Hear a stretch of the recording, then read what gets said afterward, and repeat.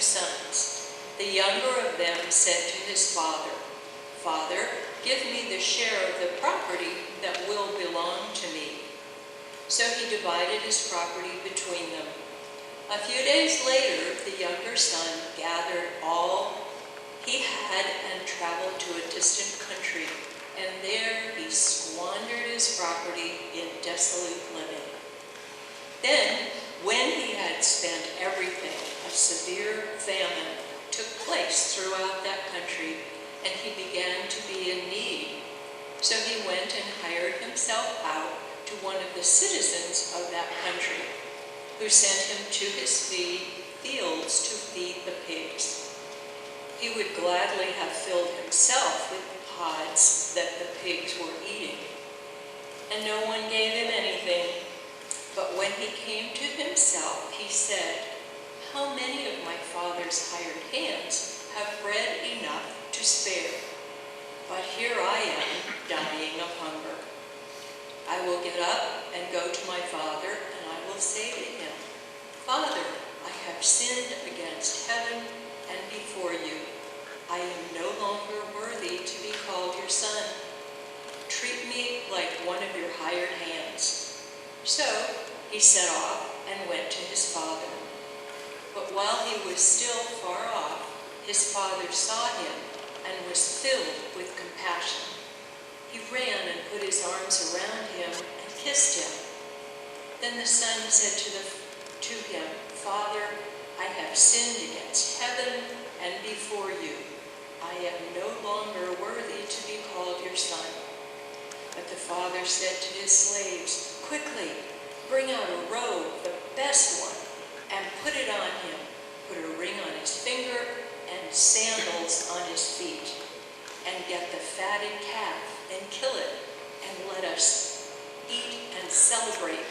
For this son of mine was dead and is alive again. He was lost and is found.' And they began to celebrate." May God add blessing to the reading, hearing, living of his holy word this day. Thanks be to God. You may be seated. Once upon a time.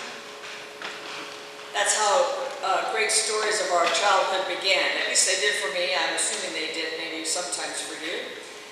And maybe a favorite story pops into your mind the minute that you hear those few words, "once upon a time." It brings back to your memory some story that was special for you as a child.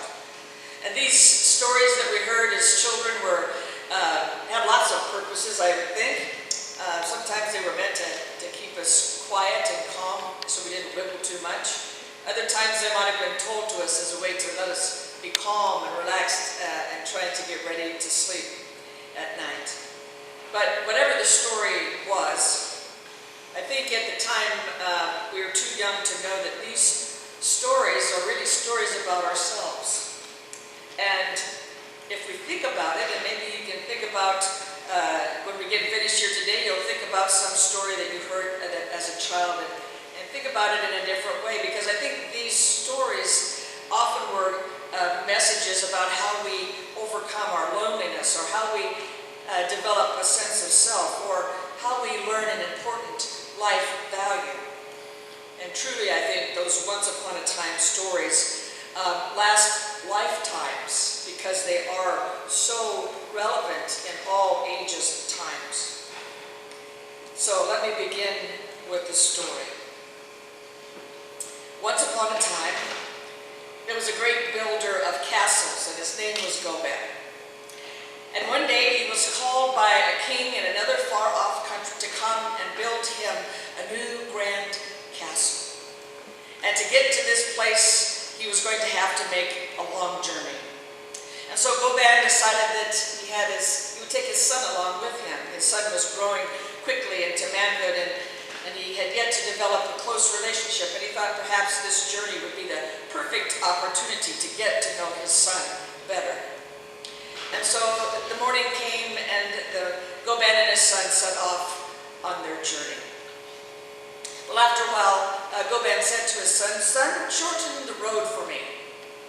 And so the son thought that his father was referring to maybe finding some shortcuts that they could take so that the journey wouldn't And so the son pointed out that they could take a different route if they wanted to, and perhaps would save a bit of time, a straighter path, maybe without so many twists and turns. But this wasn't what Goban was looking for, and so he said to his son, we need to go home. And so the next day they set out again on the journey, and after a while the father again said to his son, son, shorten the road for me.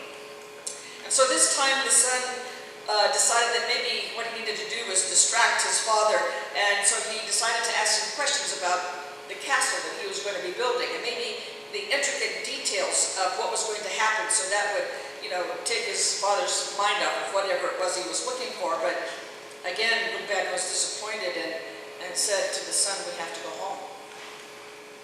Well, that night, the son went to his mother and confided his troubles to her and told her about the mysterious conversation that he'd been having with his father, and that he felt he was being put to some sort of test, but he didn't know exactly what it was that he needed to do, what his father wanted of him. He was desperate to make this journey with his father, and his mother agreed to help him. She was a wise and compassionate woman, and she was anxious to have her husband and her son have a good journey and get to know each other. And so she told him the secret of shortening the road. So the next morning, Goban and son got up and began their journey once again. And after some time, Goban said to his son, son, shorten the road for me. And the son began to tell a story. And in no time, they had completed their journey. And along the way, the son and the father established a strong bond of love because of the nature of their journey together, and because they shared the journey with story. So why do we tell stories? Well, not only do they help make the time go by more quickly, my mother used that trick on us when we traveled some, but sometimes, and most times I think, if we look at it with a clear sense, that we can find out that the story actually tells us about the journey. And so these stories are able to help us tease out the mysteries of life, and maybe help us get through the wonderful and terrible things that come about in our lives. These stories give us ways to explain the unexplainable, and to perhaps understand why things happen to us, the purposes perhaps behind the events of our lives. One of the important things about any journey is that you need to have a goal in mind. You usually have a place you're getting to. Some people like to travel with no agenda. That's okay for them, but the road is a lot straighter, and the journey takes a lot less time and has probably a lot less detours and bumpy roads if you have a goal in mind, a destination that you want to get to. But not always. Because it is the story and the journey that truly is important.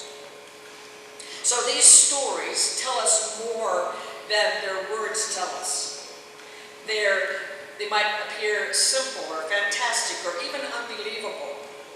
But if you look beneath the words, if you delve into the figures of speech and the nuances of the story, and you get beyond the metaphors that are used, oftentimes we can find a rich, valuable life lesson there. And if it doesn't make the journey shorter, it at least makes the journey easier, we hope. Because stories have great power. And in a sense, every other story is our story too. Stories have power. Once upon a time, there was a story of a fox who said he would provide worms for any bird that would share their feathers. One bird thought this was a grand idea, and so he pulled out a feather from one of his wings and gave it to the fox, and in return the fox gave him a worm. The bird thought, this is great, and the bird decided that it was a good way to get worms really easily. But after a while, the bird had plucked out so many feathers that it could not fly. And so the bird became the fox's supper that night. Now there's a moral to this story. And it's not just about feathers and worms. The moral is when we compromise ourselves, even just a little at a time, pretty soon there is no returning to our true selves. Aha. That's what a good story does. A good story has a hook to it. It has something that draws us in. And then at that moment that the story's real purpose is revealed, that hook, that aha moment. I had a professor in seminary said there's an aha moment that you need to have where people go, oh, right. Because there's something that we can relate to in that story if we truly love it. And when we get that hook, when we get to that aha moment in the story, then the story catches us and holds on to us and develops deeper meaning and carries us to a deeper truth. Now, it doesn't mean it's a truth that's easy to take, but a truth nevertheless, because it's a truth that sometimes and oftentimes, maybe even most times, will help us in our lives.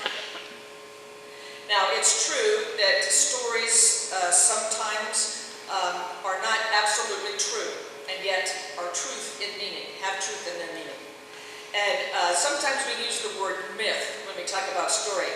And this is a word that I have struggled with, because in my mind, a myth is something that's not true. It's made up. But myth really is any story that is a guiding point to us. And so it can be true and be called a myth, because it's a story that we live by. But it can also be a story that doesn't have any actual fact that it happened, but contains truth nevertheless.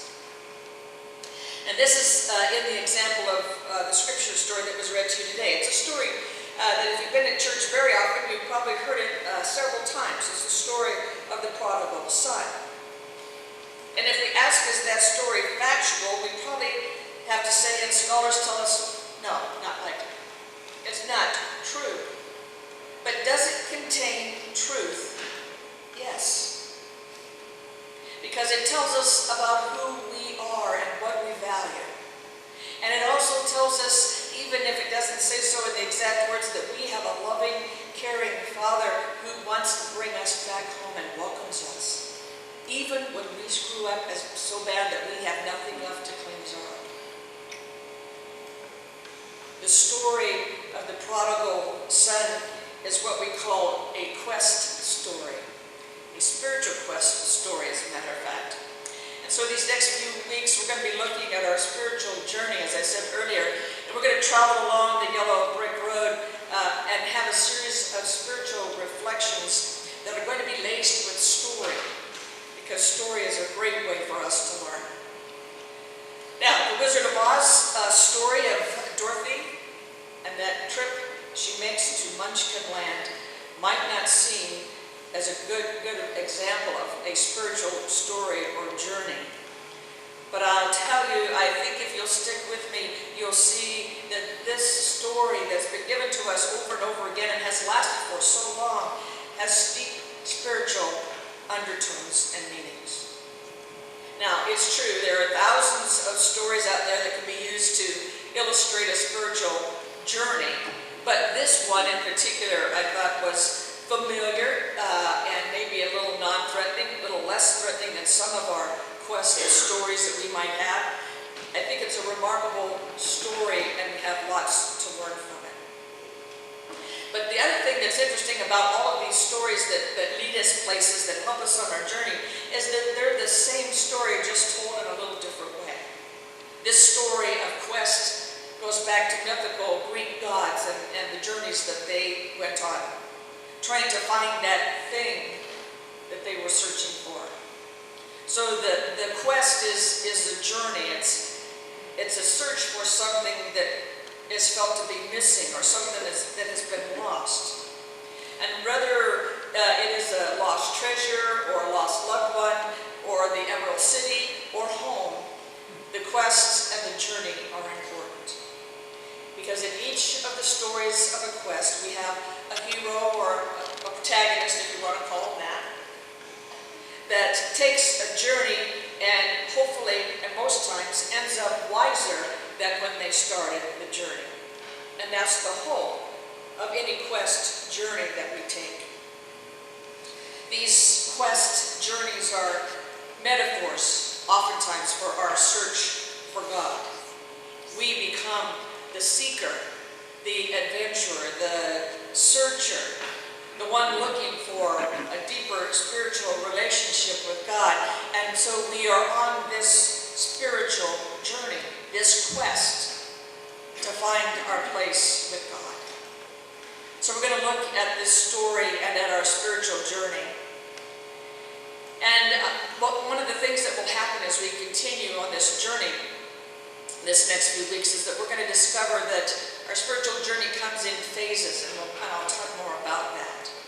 But oftentimes in the stories, and you can look back on some of the stories that maybe you remember from childhood and see if there's some similarities in this way. This journey begins with someone having some sort of discontent or longing. They depart on the journey, they struggle through the journey, and then they return home. And there in that story we see them evolve and become more self-aware, more of a spiritual self. And so we'll go back and look at that story that everyone seems to love, The Wizard of Oz. We'll go behind the curtain. We'll look at the language and the metaphor of that spiritual message that's contained there for us. And you may think that you have nothing in common with this Dorothy from Kansas and her little dog. But haven't we all wondered at one time or another, isn't there something over the rainbow? Isn't there something more in my life? Couldn't I be doing more or being more? Couldn't I be more loving? So all of these questions, all of this longing, all of the searching that we do sets us up to make this spiritual journey or set out on this spiritual quest.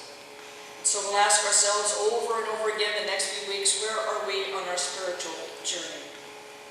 And next week,